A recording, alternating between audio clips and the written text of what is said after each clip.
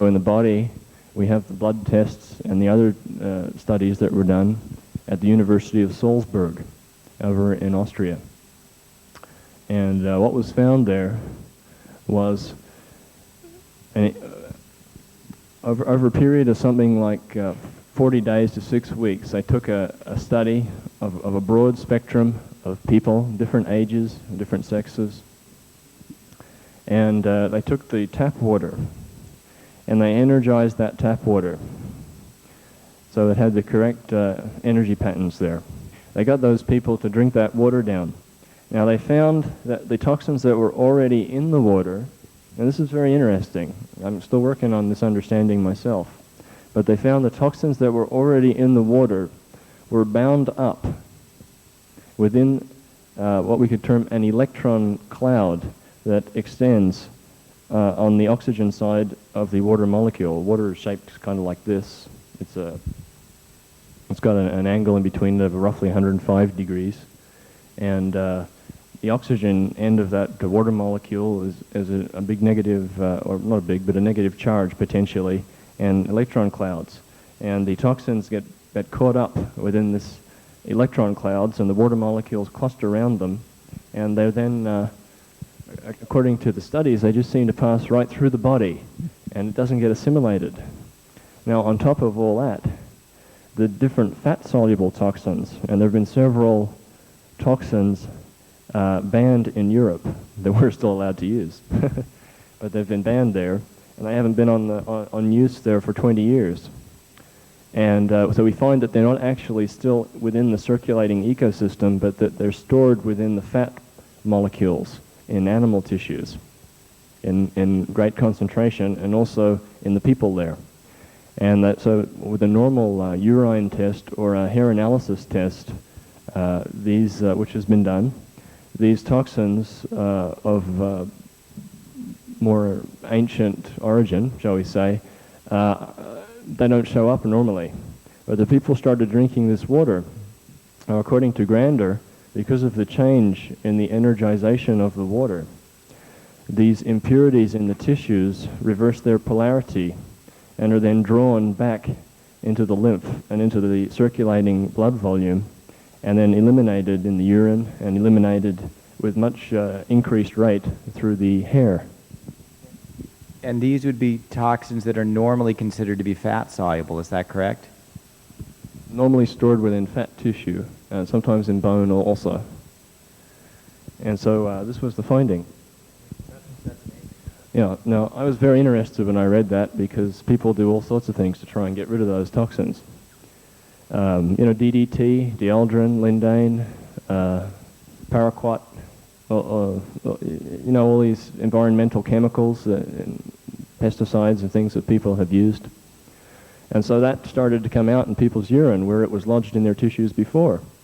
Like when I was a boy, I used to get all these rashes and hives, and then my mother and father would always smear me up with calamine lotion. That's mercury and arsenic. Mercury and arsenic into the body would absorb that, everything would be suppressed. And all of a sudden I had this terrible chemical odor coming out of my body, which I later identified as calamine lotion. And I broke out in hives for about 4 or 5 days, which would be the cleansing reaction from taking quantities of this water. And so that's all the arsenic and the mercury coming out of my cells, which would be held in the fatty substance in my body. So you're saying then, from test results, that the polarity of these toxins, like your DDT, your organophosphates and so on, all of this particular material would be reversed in their polarity and eliminated out through the normal channels of elimination. That's correct. That's correct. This is amazing to me. And so we find with arthritics, where we have the calcification in the different joints of the body, because of the increased solubility of this water, because of its change in surface tension, where it becomes what we could term wetter, and it feels oily. It actually feels like a silky smoothness, which is what the words most people use. It gets like a silky smooth oiliness to it, the water. And this represents an If I increase. can just say something really simple about surface tension, so to put it in practical terms, if you take hot water as opposed to cold water, and say you're trying to clean up a knife that's got butter on it, the hot water will do a much better job of getting off the butter than the cold water, because what you've done is you've lowered the surface tension. If you then make the water soapy, that's actually what you've done, among other things, is you've decreased the surface tension, and that's why the dirt or the grease or whatever will come out more readily, is because you've lowered the surface tension. So if you start to look at what Kyle's talking about, if you take a water with a lowered surface tension, it's going to have the same impact in your body as it would have in cleaning your laundry. It's going to pull things out a lot more readily. I'm going to use that one from now on. So we find many testimonials I've read. I usually don't, I sort of read testimonials and take them with a pinch of salt, but I've read a few hundred now, so I'm paying a bit more attention.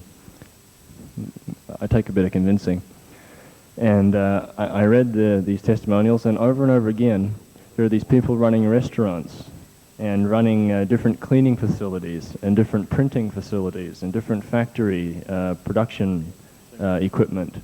And I find that where they normally get a clogging in the pipes run free and they're clean of bacteria. The bacterial content goes negative, and all the pipes clean out. And I saw this a day after we put one on down at the health center where I've been working. We put that on, and that afternoon I woke down, I turned on the tap, and it just ran like milk. There's all those calcareous substance that had deposited inside the pipe. It just ran milk for about 2 minutes, and I had to do that for a few weeks until that material had cleaned out of the pipes. Plaque buildup, where people are using EDTA as a means of chelation therapy, which is terribly expensive. If you can do that with pipes, can you do this with the human pipes, the bloodstream, and remove that plaque buildup inside the artery walls? In Salzburg, they say yes.